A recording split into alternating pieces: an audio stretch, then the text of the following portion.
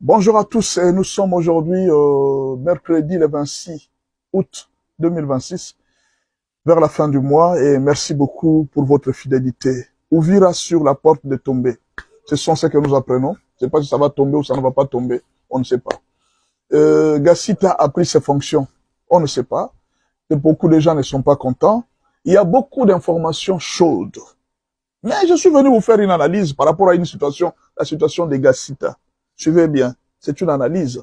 Je ne dis pas que ma réflexion, c'est ça. Je ne travaille pas à la présidence, je ne me connais pas avec la présidence. Mais je dois vous dire, je vais vous aider à réfléchir. Est-ce qu'on peut se réfléchir ensemble? Pourquoi Gassita a été mis à Lubumbashi? Pourquoi le président Félix Tshisekedi, malgré les refus de la population sur Gassita, parce qu'il y a menace de Rwandais qui veulent prendre les Katanga? Non. Les Rwandais n'iront nulle part. Ils ne prendront pas les Katanga. Ils ne feront rien. Les Américains ont déjà donné des garanties à Félix. Presque toutes les garanties. Félix ne s'en fait pas. Et je ne vous en faites pas. Il y a un plan B que les Américains n'ont pas encore exécuté. On est en train de pousser Kagame jusqu'au bout. Voir un peu tout ce qu'il va faire, les arguments qu'il est en train d'avancer. Chaque jour, il est en train d'échapper. Il échappe chaque jour. On est en train de le pousser jusqu'au bout. On voit là où il va. Dans sa rébellion, on est en train de le voir. Mais on a déjà donné à Félix toutes les garanties. Voilà pourquoi Félix n'attaque pas le Rwanda. Il peut le faire. Ne vous en faites pas. Félix peut aujourd'hui prendre des armes, il bombarde le Rwanda. Il peut le faire. Mais il ne veut pas le faire parce qu'il a des garanties des Américains. Alors revenons un peu sur Gassita. Vous vous rappelez quand Mobutu était président de la RDC? On avait mis autour de lui un directeur de cabinet, Bisengimana. Bisengimana était un Tutsi, d'origine rwandaise certainement. Et c'est lui, à travers Bisengimana, que même tous les Banyamulenge avaient eu la nationalité. Et pourquoi alors les Américains avaient voulu mettre un directeur de cabinet autour de Mobutu, un Bisengimana, alors que Mobutu autour de lui, il avait plusieurs personnes? Il faut comprendre la politique américaine. Les Américains testent les gens. Les Américains regardent les gens. Ils vous regardent votre capacité. Ce que vous êtes capable de faire. Mais depuis un certain moment, que ce soit les généraux FARDC, que ce soit la police, que ce soit, ils ne donnent pas les résultats que les Américains attendent. Je vous donne par exemple là, les Américains ont exigé au président Félix Tshisekedi de faire sortir tous les soldats qui sont vers les mines là en train de faire, de les faire partir. Il doit y avoir des gardes miniers, pas des soldats. Aujourd'hui, beaucoup de soldats sont devenus des hommes d'affaires. Et ils font des dégâts là. Quelle est la personne qui peut exterminer cette histoire? Si on met un Congolais dans cette histoire-là, il va mettre des sentiments. Il va mettre ces histoires de mon frère et de ma sœur. Les Américains ont testé beaucoup de Congolais. Ils sont toujours comme ça. Regardez dans l'armée comment est-ce qu'ils sont en train de trahir leur propre pays. Certainement, ça c'est une réflexion. Ne dis pas que non, pasteur, toi tu as été avec les Américains. Non, nous réfléchissons par rapport à ce que les Américains ont fait avec Mobutu. Nous avons vu les Américains imposer Bisengimana comme directeur de cabinet. Qu'est-ce qui empêche aujourd'hui, quand ils veulent travailler avec Félix Tshisekedi, qu'ils aient aussi leur garantie pour dire que non, tu seras fidèle dans les accords. Et quand pour être fidèle, ils placent leur tête, ils placent des gens sur qui ils ont confiance. N'est-ce pas? Ils doivent placer des gens sur qui ils peuvent compter. Ils savent que si on met un Congolais là-bas, à l'Est, il n'y a rien qui va se passer. À Kolwezi, là, tous ces gens vont continuer à faire ça. Mais si on met Gassita, tous les soldats là vont suivre la discipline. Généralement, nous, les Congolais, la discipline, ce n'est pas notre affaire. Je mets une parenthèse. N'est-ce pas? Je mets une parenthèse. J'ai vu une image sur les réseaux sociaux. C'est une parenthèse que je mets. Pour vous montrer quel degré de discipline que nous, on n'a pas. On a amené le jeune du service national pour faire quoi? Pour balayer la ville. Les jeunes sont venus avec deux objectifs. Premier objectif, le changement de mentalité. Et deuxième objectif, montrer aux gens comment il faut travailler. Ils ne sont pas venus travailler pour nous. Ils sont venus nous donner deux leçons. Montrer comment est-ce qu'on enlève les saletés et changer la mentalité des gens. Alors, ces jeunes sont arrivés dans un immeuble, on a trouvé une grande saleté dans des terrassiers, des histoires. Ces jeunes ont décidé. Qu'est-ce qu'ils ont dit? Ils ont fait tomber tous les gens de l'immeuble, vous descendez par terre et vous commencez à travailler. Les gens ont commencé à travailler, alors vous connaissez comme ça se passe dans notre pays. Quelqu'un de l'immeuble connaît quelqu'un, et quelqu'un connaît quelqu'un, quelqu'un est de quelqu'un, de quelqu'un, de quelqu'un. Ils les ont appelés. Oh non, vous voyez ici, depuis le matin, on n'a pas travaillé. Ah, le chef est arrivé. Il a commencé à parler aux jeunes. Ce que vous faites, ce n'est pas bien. Vous devez respecter les droits des hommes. Ces gens doivent aller au travail. Ces gens doivent aller... J'ai apprécié le chef. Il dit non, non. Il a remis en ordre les jeunes du service national. Mais le chef, je n'ai pas suivi la suite. J'ai suivi là. La vidéo s'est arrêtée là. Mais je devrais attendre la suite. Il devrait dire aussi aux gens de l'immeuble, la liberté de quelqu'un se limite là où celle des autres commence. Même si vous êtes dans l'immeuble, c'est une leçon qu'on est en train de vous donner. La fois prochaine, les jeunes viendront encore. S'ils trouvent encore des saletés ici, on va encore venir vous faire descendre vous tous. Pourquoi? Parce que vous devez veiller à ce que ceci ne revienne plus. C'est ça l'objectif de ces jeunes du service national. Ils ne sont pas là pour venir faire souffrir les gens. Quand vous voyez les gens arrêtés, on est en train de brutaliser quelqu'un. Vous voyez la brutalité. Ce n'est pas la brutalité. C'est une éducation brusque. Une éducation qui s'impose. Parce qu'il y a certaines personnes, si vous allez avec les droits de l'homme, les droits de ces gens ne changeront jamais. Jamais. À un certain moment, Kabila avait appliqué cette politique. Avec l'opération du Kofi. Avec le général Kanyama. Qu'est-ce qu'on avait fait? Les Kouloun avaient tellement, les systèmes Kouloun avaient pris tellement de l'ampleur que les gens n'étaient plus tranquilles. Qu'est-ce que le général Kanyama a fait? Ils ont commencé à tuer. On t'attrape, on te tire. On t'attrape, on te tire. Cette histoire des droits de l'homme est venue. Oh non, c'est les droits de l'homme, les droits de l'homme, les droits de l'homme. Et cette histoire est partie comme ça. Les Koulouna sont restés. Ce que vous avez commencé, c'est bien de se conscientiser. Mais ces jeunes, ce qu'ils sont en train de faire, c'est aussi bien pour changer la mentalité des gens. Les gens ne changent pas la mentalité du jour au lendemain.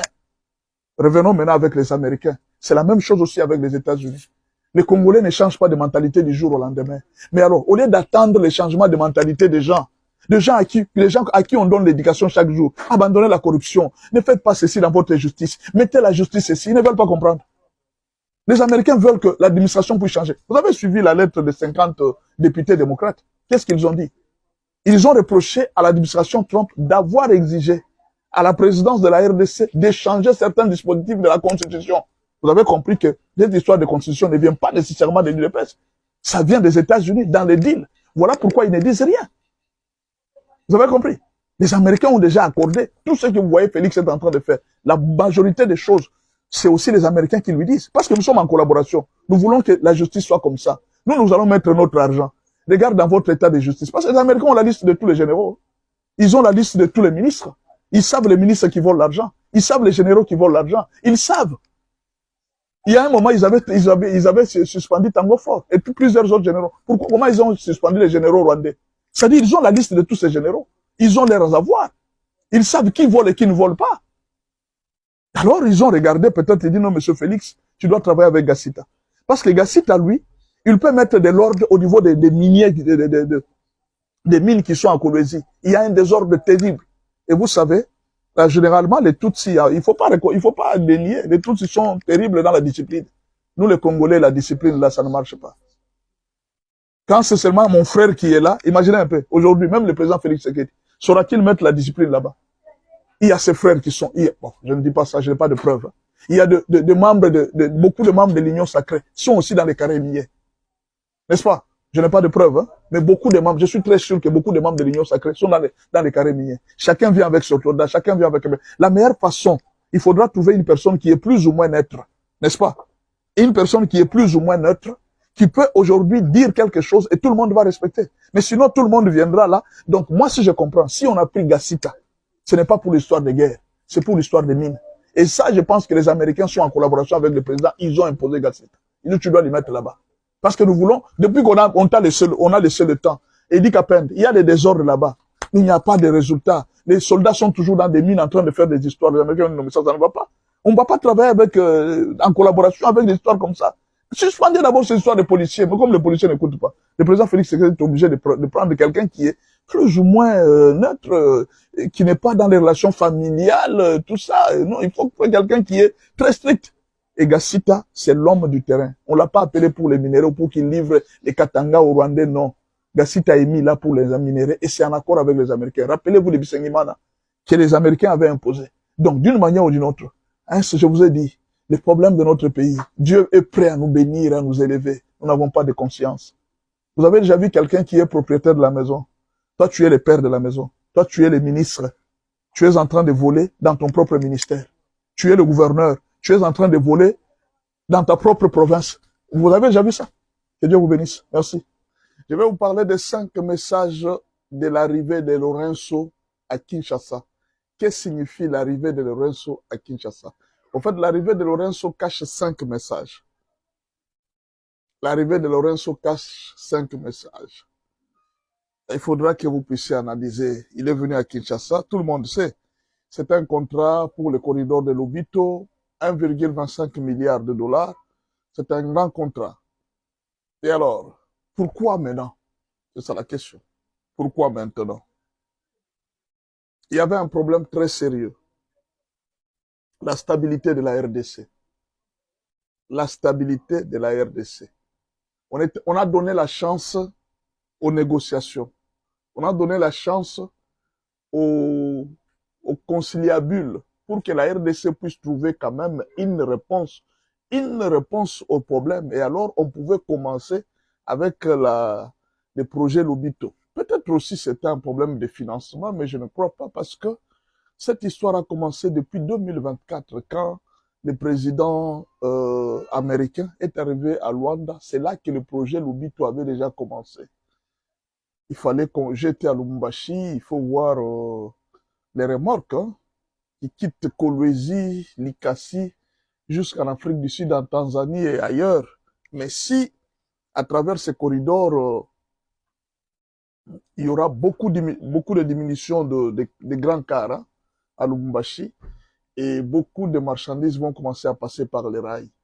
Au lieu d'aller en Afrique du Sud, la direction sera l'Angola, et de l'Angola, il y a un océan qui est tout près. La distance vers l'Afrique du Sud, c'est trop loin.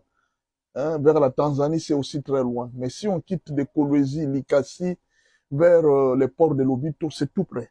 Vous voyez, l'Angola est tout près de toutes ces zones où on amène les marchandises. C'est ce que les Américains étaient en train de chercher, que la voie d'accès des marchandises soit très étendue. Et par cette voie aussi, il y a des marchandises qui viendront de l'étranger, qui pourront venir par le même train, arriver à distribuer Lubumbashi, tout ça, les Katanga en général, et peut-être aussi les grands Kasaï. Donc, c'est un grand projet qui va desservir tout le monde. Mais la question reste encore posée. Pourquoi seulement maintenant? Pourquoi ce projet qui pouvait bien commencer depuis très longtemps? Pourquoi maintenant, c'est maintenant que Lorenzo est arrivé à Kinshasa?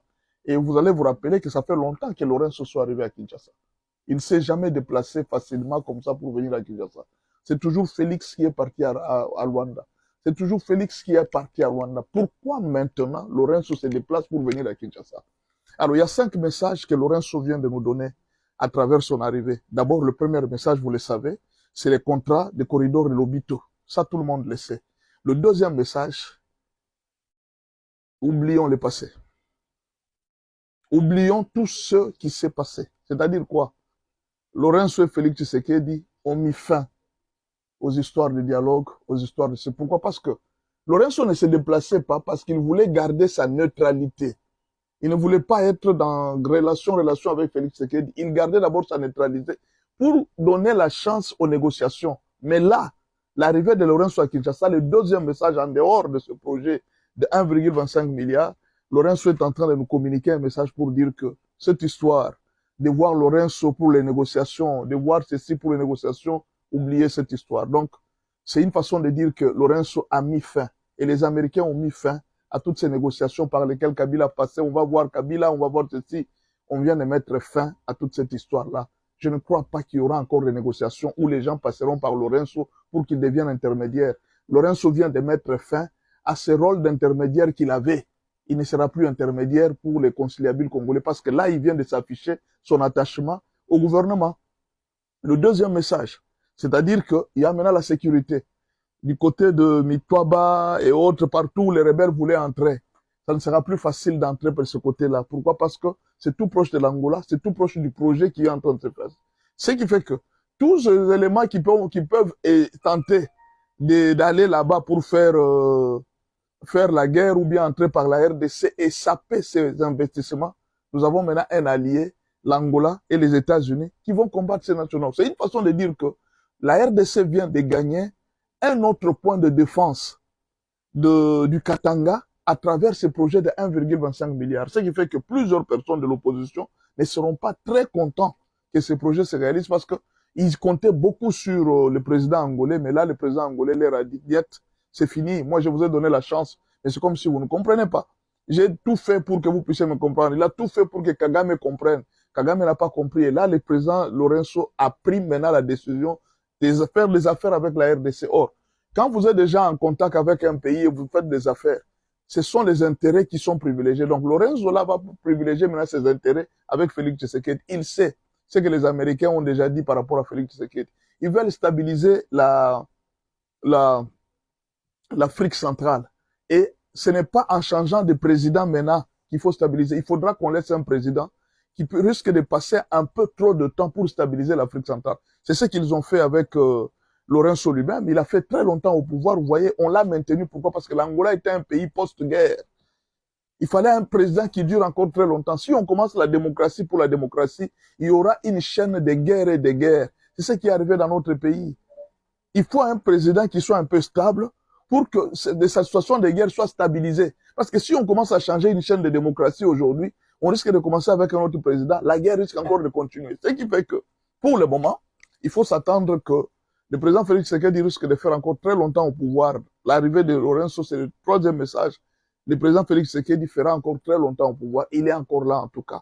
C'est un choix que les Américains ont fait pour qu'il soit maintenu là, afin de faire aboutir tous les projets que les Américains ont commencé. Il y a à peu près 3 ou 5 projets que les Américains ont commencé, notamment à l'est du pays et à l'ouest avec l'Angola. Il y a ces grands projets que les Américains ont commencé. Donc, ils sont obligés de laisser Félix au pouvoir pour que ces projets puissent continuer et qu'il y ait la stabilité en Afrique centrale. C'est alors qu'ils pourront penser à la démocratie. Peut-être vous ne le savez pas.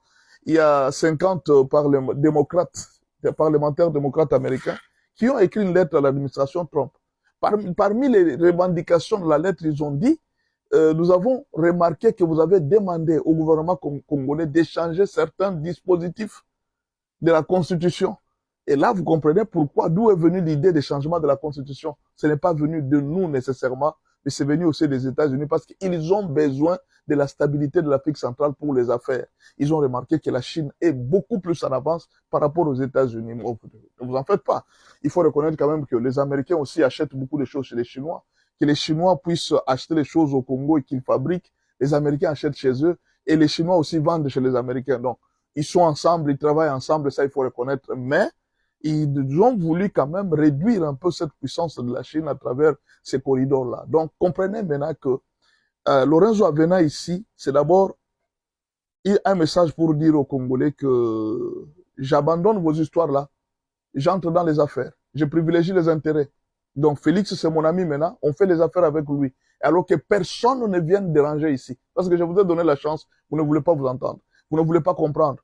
Ils ne veulent pas comprendre. Ce qui fait que pour le moment, ça sera difficile que Kabila aille chez Lorenzo pour dire que non, voilà, je veux que tu dises ça à Félix, ça sera très difficile.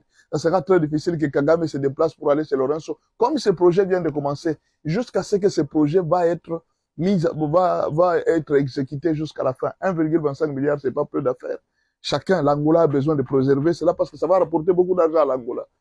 Et la RDC a besoin de renforcer cela, ça va rapporter beaucoup d'argent, même dans toute l'Afrique centrale, même pour les Américains. C'est un projet très important. Alors, vous comprenez maintenant? Alors, le dernier message de Lorenzo, c'est il a finalement compris Félix Tshisekedi. Au début, lui aussi ne semblait pas comprendre Félix Tshisekedi. Lorenzo avait confiance à ce qu'on lui disait. C'est pourquoi quand il pouvait recevoir les opposants pour les écouter, mais lui aussi a observé. Il a compris que ces gens, ce ne sont pas des gens, il faut faire confiance. Félix lui avait dit, que ce soit pour Kagame, que ce soit pour les opposants, il dit, ne vous en faites pas. Ce sont des gens qui ne sont pas stables. Ils n'ont pas de position, ils n'ont pas de vision, ils n'ont pas... Félix lui avait dit ça. Lui n'avait pas créé, non, laisse-moi parler avec eux. Il a essayé de parler avec eux. Ils se sont rendus compte, eux tous, que avec les opposants congolais, avec tout ce qu'ils font, c'est du temps perdu.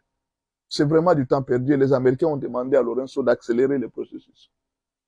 Alors, pour Kagame, oubliez l'histoire de Kagame. Je vous ai dit ça plusieurs fois. Vous savez, la RDC, elle a une force de nuisance de haut niveau. Le président Félix s'est déjà préparé.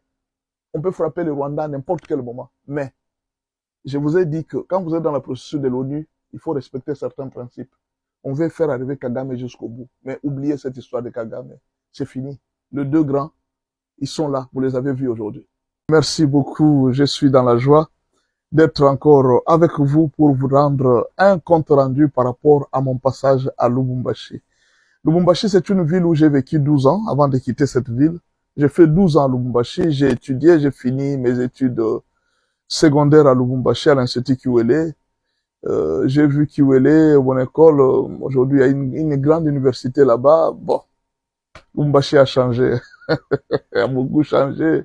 Les quartiers où j'habitais, je l'avais jamais laissé. Golf là-bas, je n'avais pas laissé un si grand quartier. En tout cas, 28 ans après, j'ai été très content, très bien impressionné par ce qui s'est passé à Lubumbashi. Une urbanisation de haut niveau. Toutes les avenues sont très bien urbanisées et c'est très beau à voir. Les nouveaux quartiers qu'on construit là, c'est très beau. Il y a des routes de contournement, ce qui fait que le transport n'est pas très compliqué comme à Kinshasa. Malheureusement, voilà pourquoi vous allez remarquer que il n'y a pas beaucoup de motards qui circulent à Lubumbashi comme à Kinshasa parce que le transport est quand même passable et très facile. Vous voyez? Donc, coup de chapeau à ceux qui ont fait Lubumbashi. Quand je quittais l'aéroport, je sors de l'aéroport. Oui, bon, l'aéroport, je l'ai laissé. J'ai pas beaucoup apprécié, mais bon, je sais quand même qu'on est en train de construire un nouvel aéroport. J'ai trouvé que c'est trop petit, l'aéroport de Lubumbashi. Ça ne correspond pas à la ville de Lubumbashi actuelle. C'est un aéroport qui était là quand les Belges avaient laissé, mais ça ne correspond plus à la ville de Lubumbashi actuelle. Donc heureusement qu'on est en train de reconstruire l'aéroport. En sortant de l'aéroport, j'ai été impressionné par des affiches. Les affiches de Martin Kazembe avec le président, avec Maman Marthe. J'ai compris que c'est un homme qui travaille beaucoup. Et j'ai circulé dans toute la ville, vers Kassangiri, vers la chaussée la route de Kassenga. J'ai circulé l'aéroport, j'ai circulé beaucoup trop de quartiers. Je voyais partout Kazembe avec le président de la République. Alors, je suis très curieux, hein, je pose trop de questions. Qui a fait cette route? Qui est en train de travailler ici? J'ai vu là, ce que Kiaboula a fait au quartier Golf, là, c'est très bien. Très bien. Félicitations à Kiaboula. Vraiment, les golfs est très bien construits. Il y a des routes que Kiaboula a laissées. J'ai vu des routes que Kabila a laissées. J'ai vu des routes que même Mouzé a laissées. J'ai vu des routes que Fachi Béton vient de reconstruire, de nouvelles routes.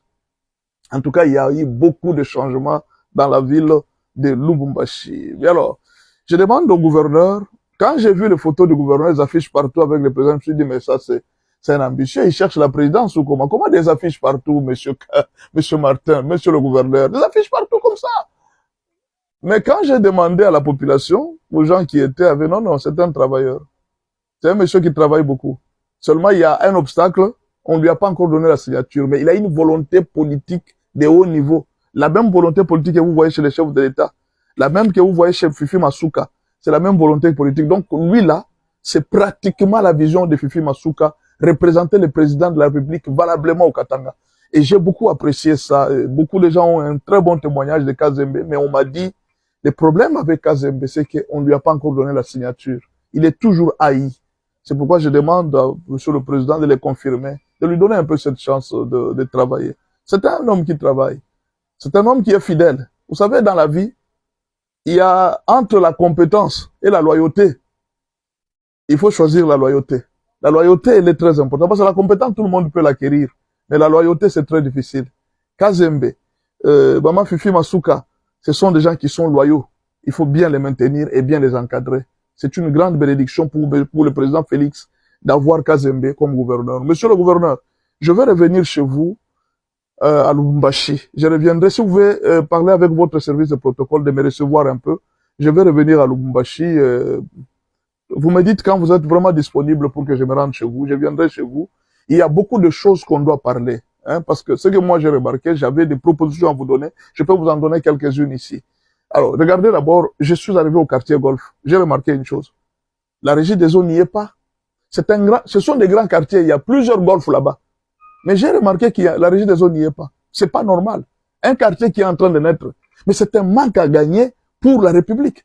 Donc, ces quartiers-là n'auront jamais de régie des eaux parce que tout le monde a un forage chez lui. Il faut résoudre ces problèmes parce que ça ne va pas.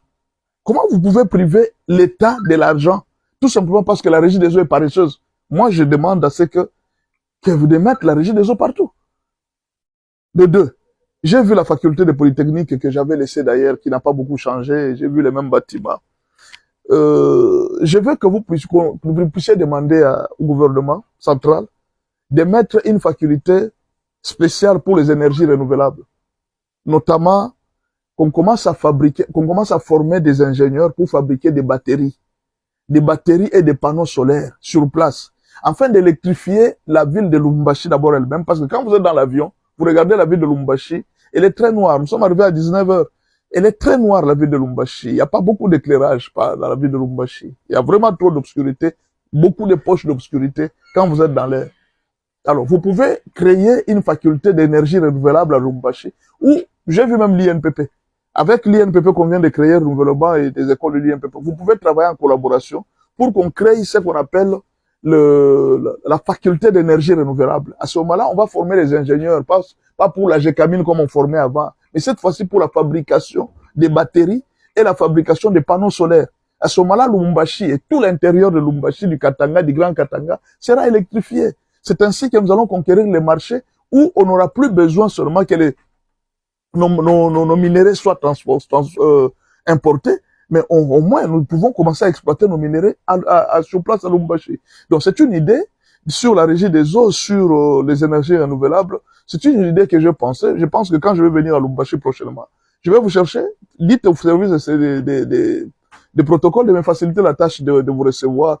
Ça va beaucoup m'arranger. Mais en tout cas, j'aurais préféré venir et parler avec vous pour vous présenter beaucoup de projets par rapport à la ville de Lubumbashi. C'est une ville où vous pouvez faire de la ville un paradis. Il y a beaucoup de choses, hein. Il y a beaucoup de projets que je vais vous présenter. Recevez-moi, s'il vous plaît, monsieur le gouverneur. Alors, par rapport à l'activité spirituelle, je vais demander au président de la République de contacter un pasteur. Le pasteur Jean-Élie Mukenge. C'est un apôtre. C'est là où j'ai prêché. De le contacter. Il m'a donné des messages. Mais je me suis dit non. Je préfère que le président lui-même... Bon, je ne demande pas au président... Je ne veux pas que le président puisse... je ne veux pas que le président puisse... que les serviteurs de Dieu puissent chercher le président. Je veux que le président cherche les serviteurs de Dieu. Parce que le président est une brebis. Les pasteurs sont ses pères. C'est l'enfant qui cherche les pères. Bien que lui est le père de la nation. On a vu, c'est Saoul qui s'est déplacé vers les prophètes, n'est-ce pas? C'est David qui s'est déplacé vers les prophètes. Mais quand c'était important, Dieu lui-même envoyait les prophètes chez les présidents. Alors, il m'a dit des messages. Il m'a dit ceci. Il m'a parlé d'abord par rapport à Joseph Kabila. Il dit, Joseph Kabila, Dieu lui avait accordé deux mandats. Et son dernier mandat devrait se terminer en 2011. Donc, depuis 2003 qu'il avait pris le pouvoir, 2001 qu'il avait pris le pouvoir, il devrait se terminer son règne à 2011. En fait, c'était ça la fin de Joseph Kabila. Tout ce temps de règne-là, il devrait s'arrêter en 2011. Et par là, il devrait sortir. Donc, son premier mandat, qui n'était pas compté d'ailleurs, il a commencé de 2001 à 2006, et l'autre de 2006 à 2011. Vous voyez? Et cela n'était pas compté. Mais, d'après le plan de Dieu, la fin de Joseph Kabila était prévue en 2011. Il devrait quitter le pouvoir. Il dit, remarquez bien, quand Kabila a commencé en 2011, entre 2011, c'est là qu'il a fait beaucoup de coups, il y a eu beaucoup de morts même pendant son mandat, il y a eu beaucoup de manifestations, parce que c'était un temps où Dieu ne le voyait plus au pouvoir. Alors il m'a dit par rapport au président Félix Tshisekedi, il m'a dit, le président Félix Tshisekedi devrait faire lui aussi 2 mandats. C'était fin 2028. Mais Dieu va lui augmenter quelques années, à cause seulement de cette guerre. Mais que le président Félix Tshisekedi ne dépasse pas le temps que Dieu va lui donner, parce que lui aussi sortira par la petite porte. Regardez Mobutu. Un jour, sa femme lui avait dit, d'après ce qu'on avait appris dans les rumeurs, il lui avait dit de quitter le pouvoir. Peut-être que c'était Dieu qui lui avait dit. Mobutu s'était révolté, il a dit, moi je ne quitterai pas le pouvoir, je ne céderai le pouvoir à personne. Mais Mobutu est sorti par la petite porte. Vous voyez? N'acceptez jamais de dépasser le temps que Dieu vous donne. Vous sortirez par la petite porte. Quand vous voyez le peuple vous aimer, ne croyez pas que c'est à cause de vous, parce que vous êtes bon, que le peuple vous aime. C'est Dieu qui vous fait aimer par le peuple. Soyez sages. Je demande à la présidence de chercher l'apôtre Jean-Élie Mukendi à Mukenga Lubumbashi. Il va pouvoir donner des messages. Nous sommes arrivés à la fin de cette édition. Merci à vous de nous avoir suivis jusqu'ici. Si vous avez apprécié ces contenus, n'oubliez pas de vous abonner à notre chaîne, d'activer la cloche de notification pour ne rien manquer de nos prochaines vidéos. Likez et partagez cette vidéo. On se retrouve très prochainement. À bientôt.